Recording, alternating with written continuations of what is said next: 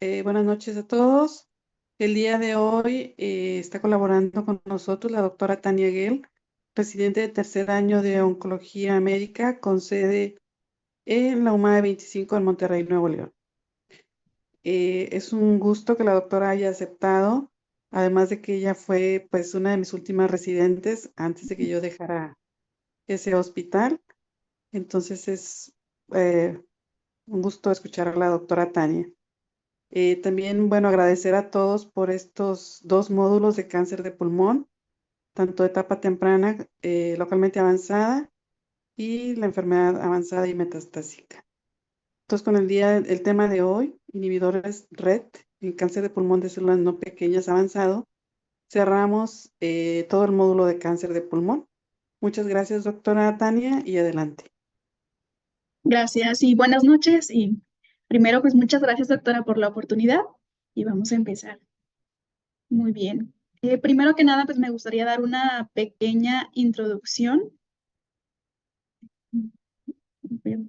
Ok. Como recordaremos, cáncer de pulmón en la última revisión de Globocan 2022 se posicionó con el primer lugar en incidencia y mortalidad para ambos sexos y en todos los países. Cáncer de pulmón lo podemos dividir en cáncer de pulmón de células no pequeñas, que corresponde a un 85%, siendo el subtipo más frecuente adenocarcinoma con un 50%, sigue escamoso con un 30% y en último lugar células grandes o no específico con un 15%. El restante, cáncer de células pequeñas, corresponde a un 15%.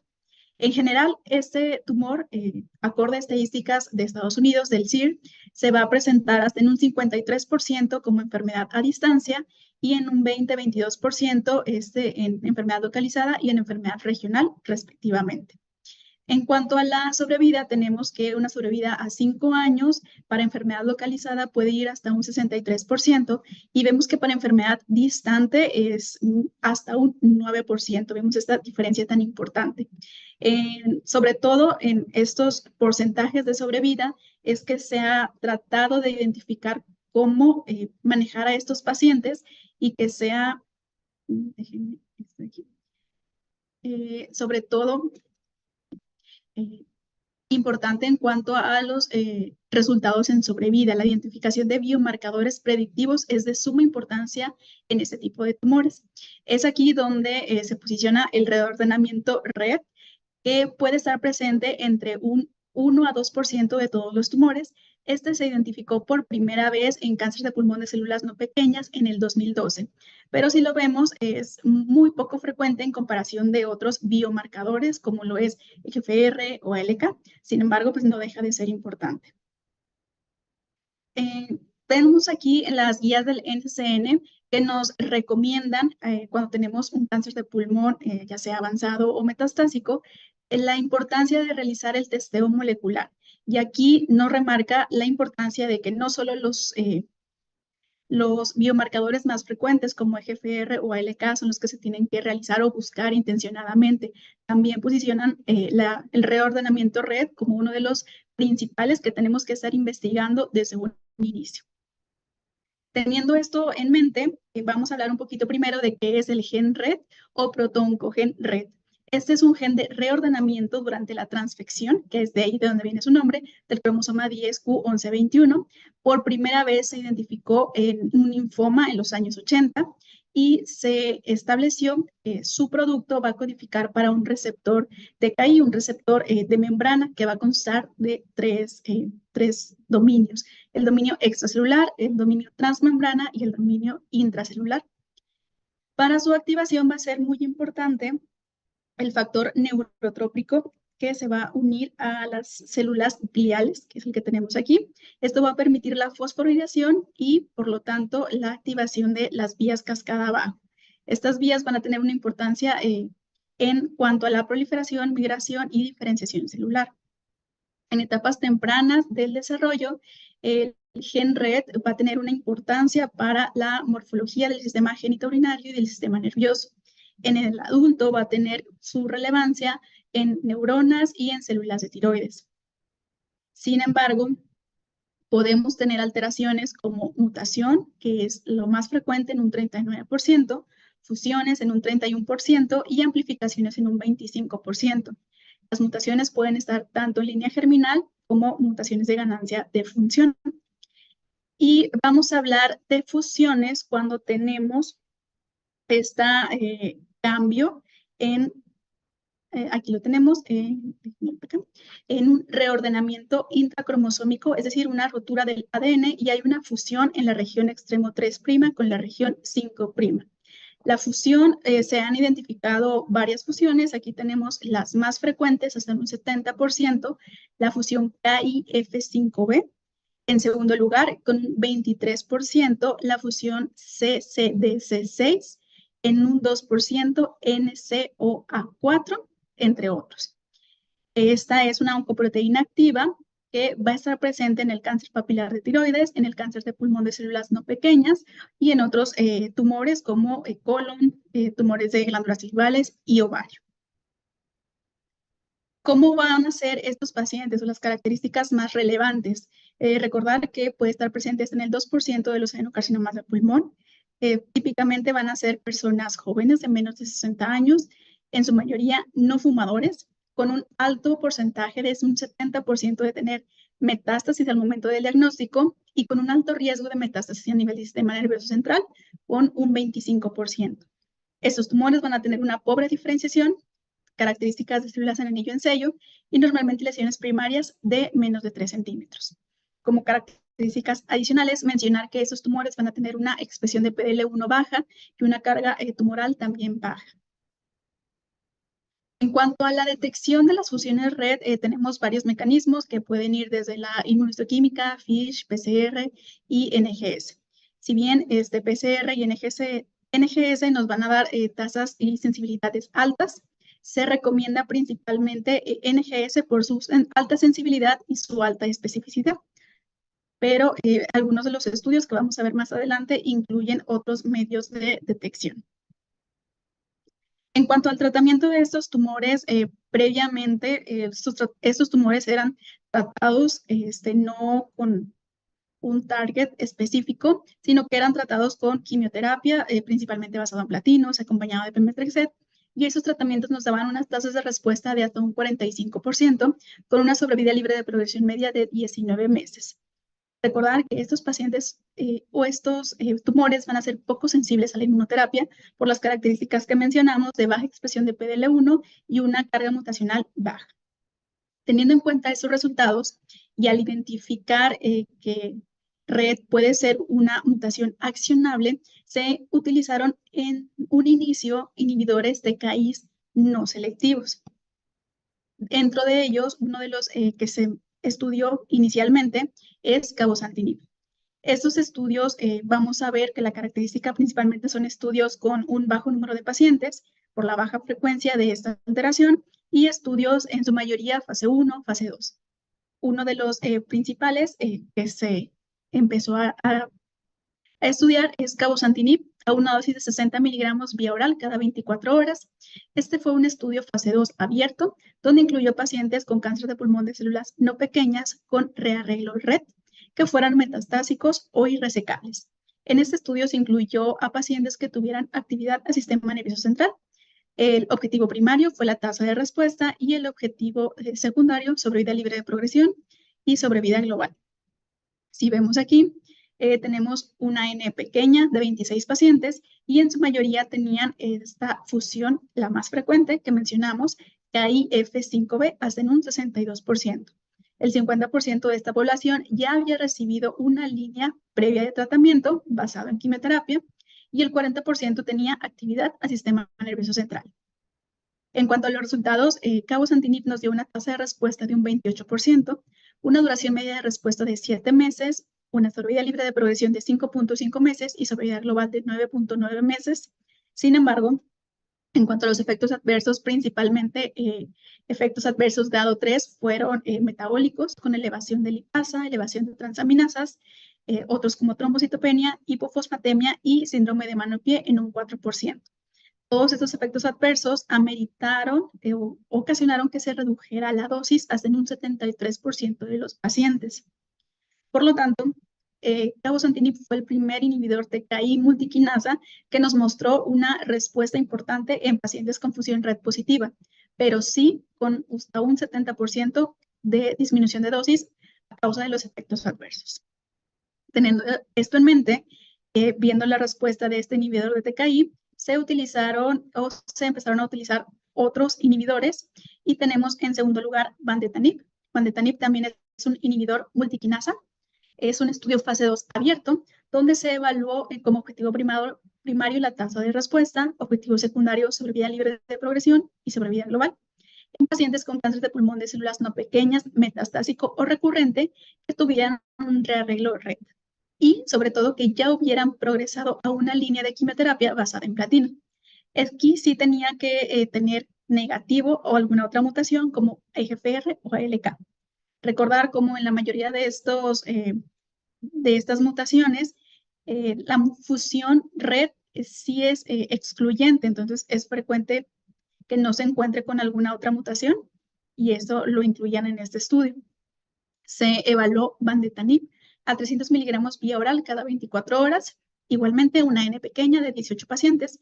Hasta el 70% de esta población ya había recibido 2 o más líneas previas de tratamiento y 5 pacientes tenían la mutación más frecuente de KIF5B y 2 pacientes la mutación que es en segundo lugar de frecuencia, CCDC6.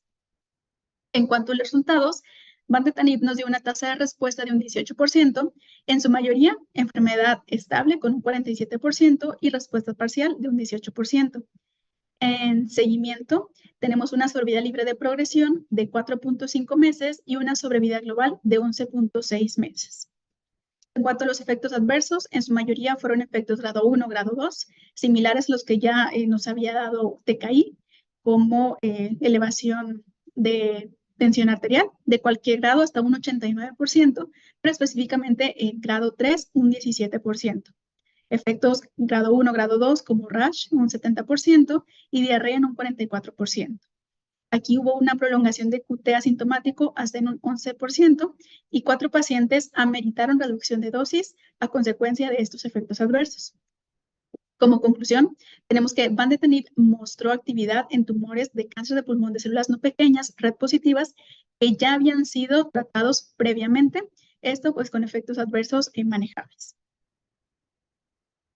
Como tercer TKI multiquinasa, se evaluó el uso de lenvatinib, igualmente un estudio fase 2, a una dosis de 24 miligramos vía oral al día, cuyo objetivo principal fue la tasa de respuesta, objetivo secundario sobrevida libre de progresión, sobrevida global. En este estudio se incluyeron 25 pacientes. Aquí fue un poco más balanceado en cuanto a las fusiones presentadas, 13 pacientes KIF5B y 12 pacientes CCDC6. Hasta el 30% de la población ya tenía una línea previa de tratamiento. En cuanto a resultados, son muy similares a los que ya vimos en los 2 fármacos previos, tasa de respuesta de 16%, sobrevida libre de progresión de 7.3 meses y sobrevida global de 24 meses, que hasta ese momento no había sido alcanzada. En este estudio se dividieron los resultados acorde a las fusiones presentes. Vemos cómo pues ninguno tuvo respuesta completa. En cuanto a respuesta parcial, fue muy similar en ambos. Para enfermedad estable, fue mayor para aquellos con la mutación de CCDC6. Igualmente, sobrevida libre de progresión de 3 versus 9 meses y la sobrevida global a 12 meses fue igualmente mayor para aquellos con la fusión de CCDC6. Casi un 25% de diferencia. Los efectos adversos, principalmente efectos grado 3, casi toda la población del estudio lo presentó, hasta un 92%. Igualmente, hipertensión arterial, hiponatremia, y hasta un 70% de los pacientes ameritó la interrupción del tratamiento, y 24% de ellos necesitaron una disminución de dosis. Entonces, con este estudio, lenvatinib nos muestra que tiene actividad contra cáncer de pulmón de células no pequeñas con fusión RET positivo y con un resultado más favorable, sobre todo en sobrevida libre de progresión, en la variante CDC-DC6, con una toxicidad manejable. Teniendo en cuenta estos resultados y sobre todo la toxicidad que nos dan los inhibidores de TKI multiquinasa, se empezó a evaluar aquellos inhibidores selectivos de red. El primer estudio que evaluó esto fue el libreto 001, donde estudia selpercatinib. Selpercatinib es un inhibidor TKI altamente selectivo a red. Tenemos este estudio que fue fase 1, fase 2. En la fase 1 se hizo una escalación de dosis que iba desde 20 hasta 240 miligramos. Y en la fase 2 se determinó que la dosis a estudiar sería de selpercatinib a 160 miligramos cada 12 horas. Aquí se incluyeron pacientes que tuvieran una alteración red, pudiera ser mutación o fusión, y esta alteración se pudo determinar por diversos métodos, como NSG, FISH o PCR. Incluyó tanto pacientes que ya habían sido tratados como pacientes sin tratamiento previo. En su mayoría, 105 pacientes ya habían recibido tratamiento con quimioterapia y 39 no tenían tratamiento previo. El objetivo principal de este estudio fue la tasa de respuesta y el objetivo secundario fue evaluar la respuesta intracraneal, sobrevida libre de progresión y la duración de la respuesta.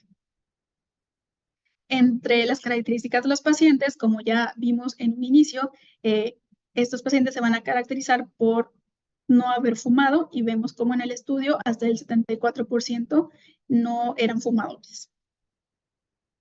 En cuanto a las características de histología, tenemos que el 87% correspondía a un adenocarcinoma.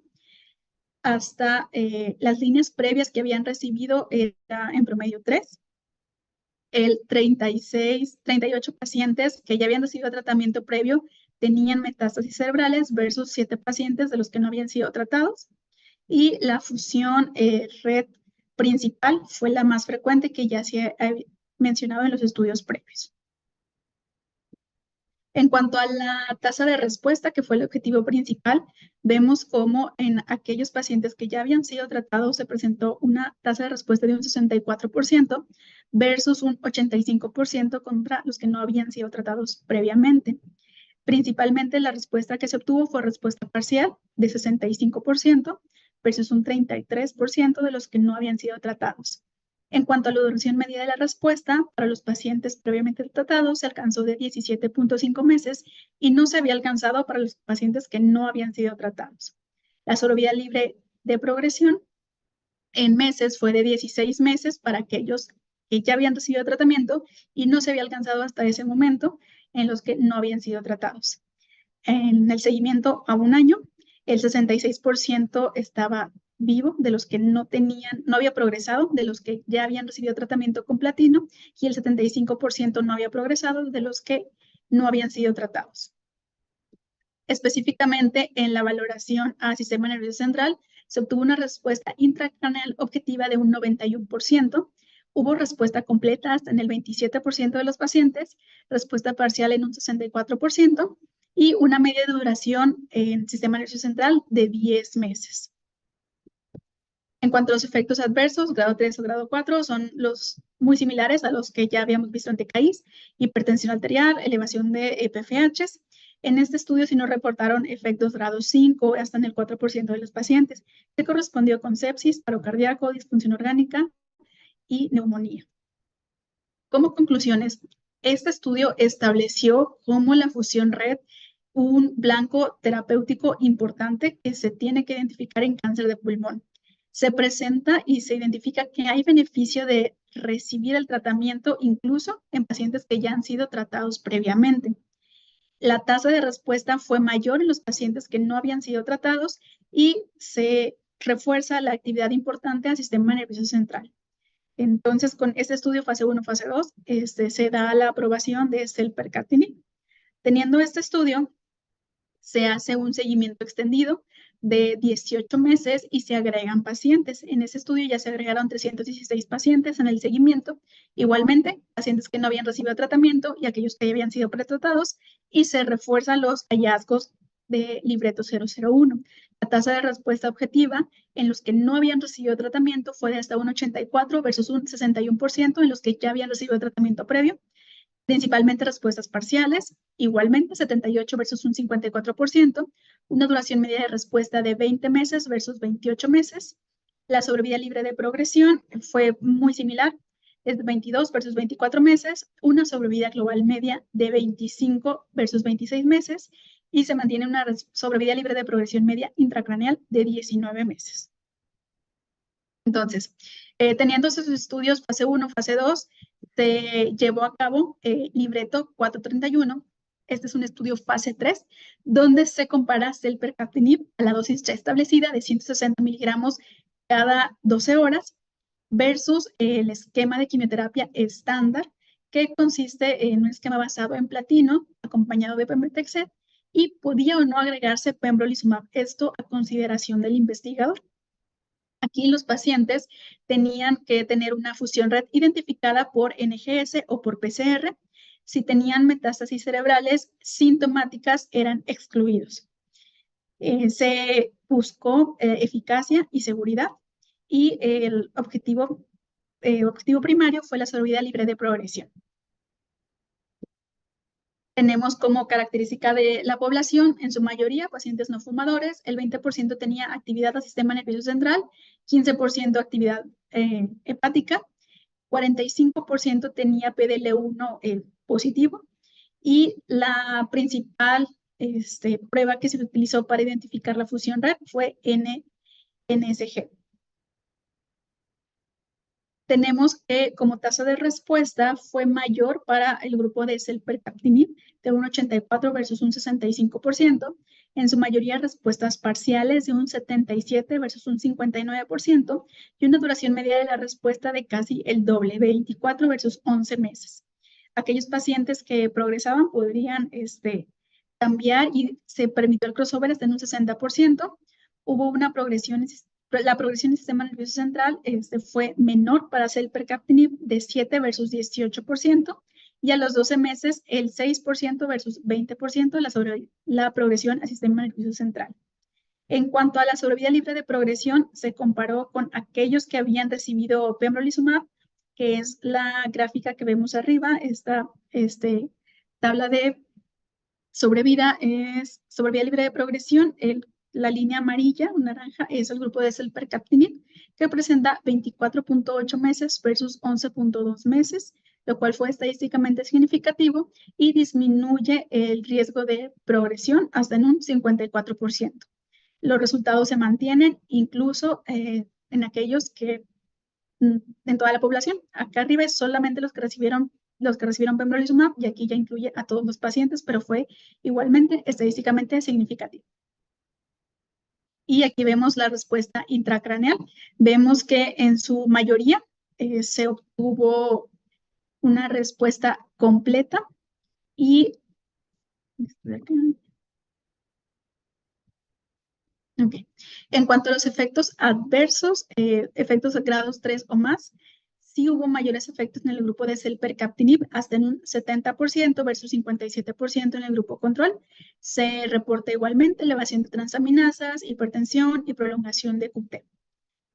Como conclusiones, este estudio fase 3 refuerza los hallazgos en los estudios previos, donde selpercatinib muestra una mejor sobrevida libre de progresión en comparación con el grupo control, que es con quimioterapia más menos inmunoterapia.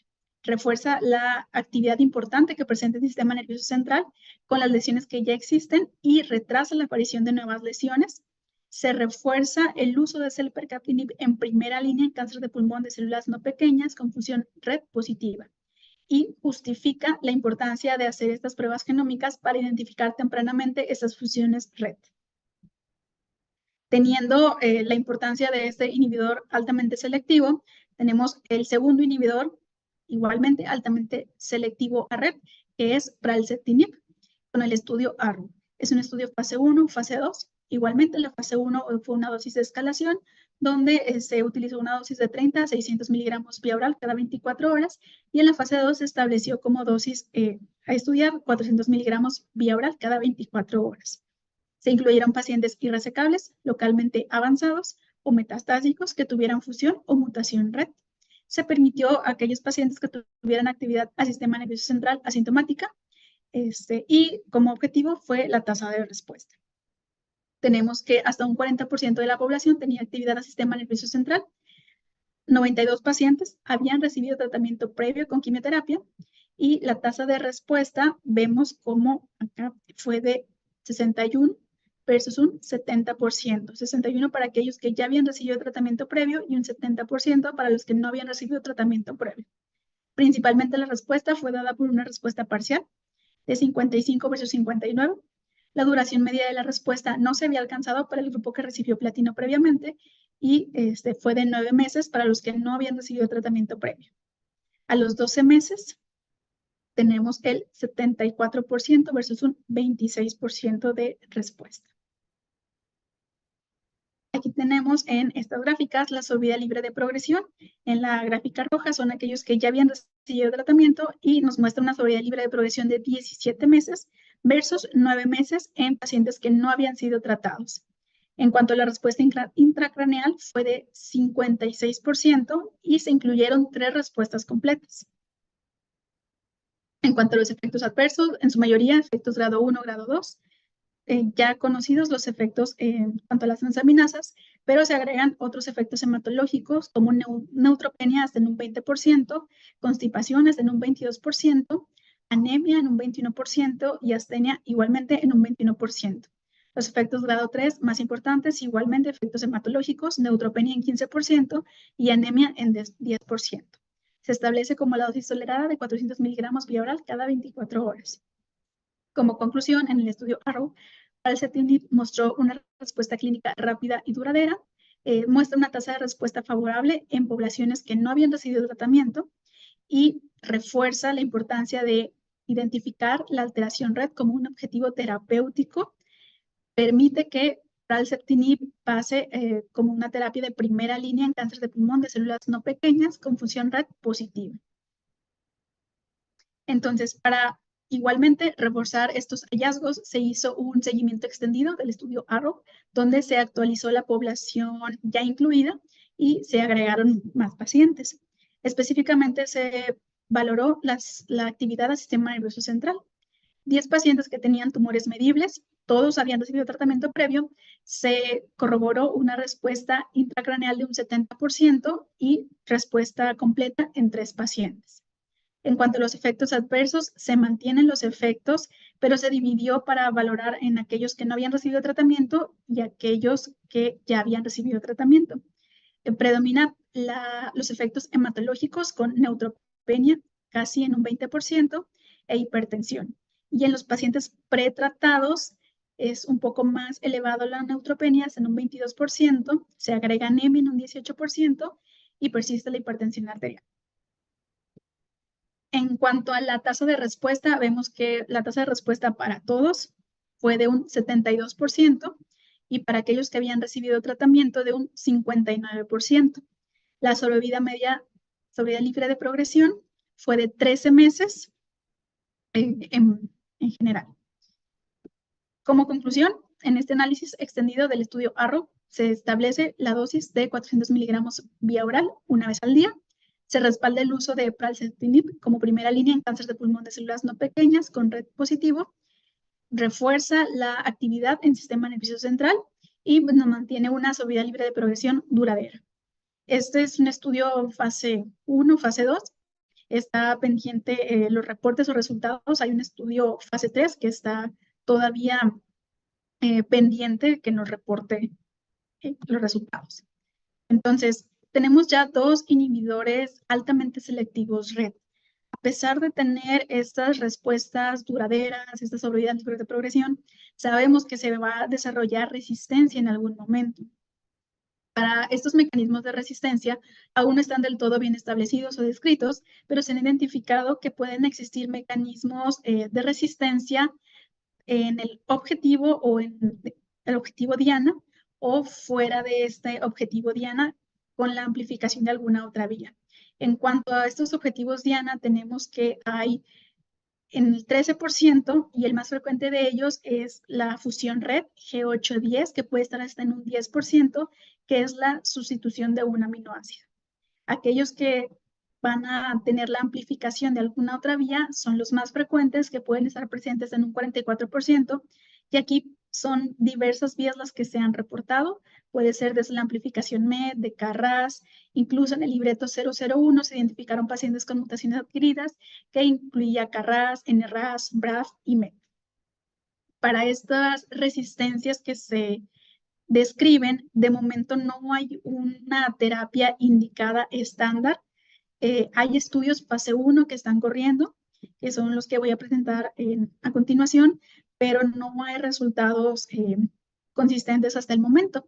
De hecho, estos son incluso, no tiene el nombre de la molécula, nada más tiene el número y algunas letras. Por ejemplo, este que tenemos aquí es el BOS 172738. Es un TKI oral selectivo RET que tiene una alta potencia contra RET y la selectividad es mayor. Es un estudio fase 1 con pocos pacientes, 67%, que ha mostrado resultados, una tasa de respuesta de hasta un 33%, un paciente con disminución de una lesión al sistema nervioso central de hasta un 43%, y los efectos de un TKI que ya se han reportado. Sin embargo, aquí se le agrega elevación de CPK hasta en un 54%, disnea, edema facial, neutropenia y diarrea, sí, con efectos importantes. Hay otros estudios igualmente que se están corriendo. Fase 1, que igualmente es una molécula 1329P de un solo brazo, pacientes que ya progresaron o que tuvieron pobre tolerancia a estos inhibidores de primera generación selectivos de RET. Es una dosis de 600 miligramos vía oral una vez al día, incluye 11 pacientes con funciones RET, nos muestra una tasa de respuesta de un 41% y hasta el momento no se ha reportado una sobrevida libre de progresión, sí con efectos como efectos dermatológicos, erupción cutánea un 49%, diarrea, náuseas. De momento no hay más resultados. Tenemos otra molécula, igualmente fase 1, EP0031. Este incluye 14 pacientes que se ha reportado incluso respuesta completa al sistema nervioso central en 2 de ellos y respuesta parcial en 4 pacientes. Efectos los ya conocidos por los DKIs, hiponatremia, hipertensión, igualmente en espera de resultados. Otra de las moléculas, LOXO 260, igualmente, aquellos que ya recibieron tratamiento previo con RET, no hay resultados hasta el momento. Y otra de las moléculas, TPX0046, estos en algunas revisiones ya mencionaba que incluso se suspendió por la toxicidad alta que se presentó. Entonces, no hay alguna línea estándar para aquellos pacientes que progresan o que presentan alguna resistencia hasta el momento. Y mencionar brevemente qué pasa en etapas tempranas con esta mutación. Tenemos el estudio Libreto 432, es un estudio fase 3 que está evaluando el uso de selpercatinib en el escenario adyuvante.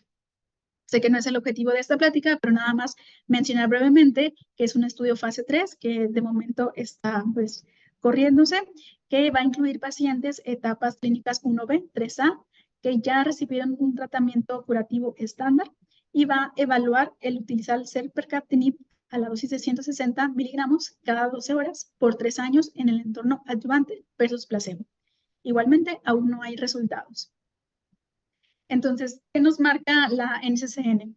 Para aquellas fusiones RET que se identifican previo a la primera línea de tratamiento, en primera línea están los dos selectivos, los dos TKIs altamente selectivos, que es selpercatinib o pralsetinib. En algunas situaciones nos recomienda el inhibidor multiquinasa, como es cabozantinib. En aquellos que progresan, realmente no hay alguna terapia estándar. Y en aquellos que se descubre esta fusión RET durante el tratamiento sistémico, pudiera ser continuar el tratamiento o interrumpirlo y seguir con algún inhibidor TKI. Finalmente, como puntos clave, nada más recordar, cáncer de pulmón de células no pequeñas presenta un reordenamiento RET, es poco frecuente, de un 1 hasta un 2%. Recordar que el reordenamiento RET se ha identificado como un blanco accionable importante que tenemos que buscar.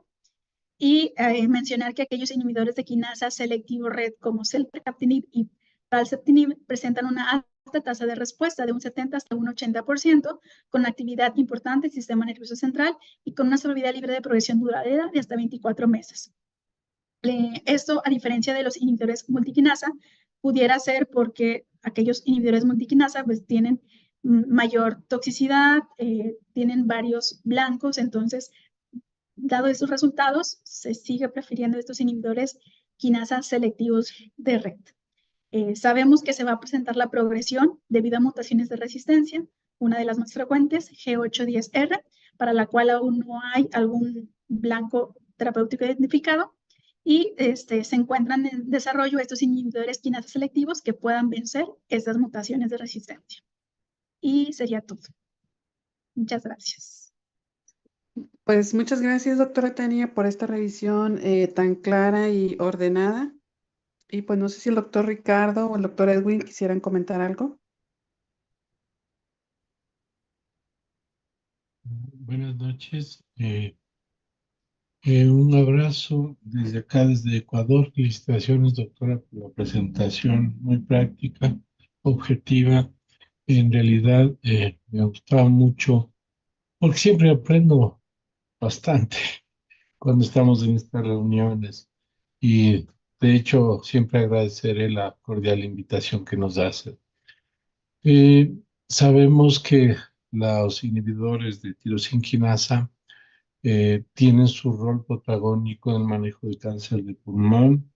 En este aspecto o en la charla que nos atañe el día de hoy sobre los inhibidores que codifican para red y la sinergia que hay con radioterapia, porque yo hago básicamente radioterapia, eventualmente se ha visto que hay una sinergia potencial. Entonces, ayudan a la sensibilización del tumor. Hoy se hablaba muchísimo, se habla mucho de lo que es la radioinmunoterapia o los cambios inmunoterápicos que produce la radiación localmente y a distancia, más la acción de los medicamentos, sea inhibidores o anticuerpos monoclonales, y el efecto antiangiogénico que también tienen algunos de ellos que facilitan o evitan las metástasis. Entonces, se ve que hay una potencialización de los efectos benéficos. No hay estudios todavía claros al respecto de la combinación con radioterapia. Sin embargo, es un desafío y algunos ensayos clínicos, preclínicos, perdón, aparentemente dan respuestas favorables a la conjunción de las dos estrategias de tratamiento. En realidad es un reto para los médicos que hacemos oncología, la reunión multidisciplinaria siempre se debe mantener, no descuidar de la toxicidad. Como es cáncer de pulmón, muchos tumores al ser irradiados están cerca al corazón y vemos, por ejemplo, la cardiotoxicidad de algunos de los medicamentos que se puede también potencializar con la radioterapia. Los casos de hipertensión al ser inhibidor, eh, promover la fibrosis de los vasos también podría potencializarse ese efecto. Entonces, hay que tener cuidado en la combinación de esto y estará sujeto obviamente a los estudios que se vengan realizando. Una vez más, felicitaciones, un abrazo desde Ecuador. Gracias, doctor Ceballos. Pues el doctor Tixi nos manda un mensaje de que pues felicitaciones a la doctora y pues yo creo que remarcar algo que estuviste diciendo continuamente en la sesión, de pensar en estos reordenamientos, en estas alteraciones genéticas, no además de las clásicas, ¿verdad? IGFR, ALK, pero pues los tumores ROS1 o NTRK o MET o RET, que ya tienen un blanco terapéutico y que son muy sensibles a ese blanco terapéutico, incrementando la sobrevida de los pacientes. Y pues son nuevos armamentos que tenemos para esta enfermedad, que como bien dijiste al principio, la más alta en incidencia y mortalidad. Pues muchas gracias, doctora, y pues esperamos volver a tener participación de su sede en próximas sesiones. Sí, estamos abiertos a la invitación. Muchas gracias. Gracias y Lindo, un abrazo. felicidades por tu evolución. Adiós. Bye. Luego. Muchas gracias a todos. Una buena noche. Buenas noches.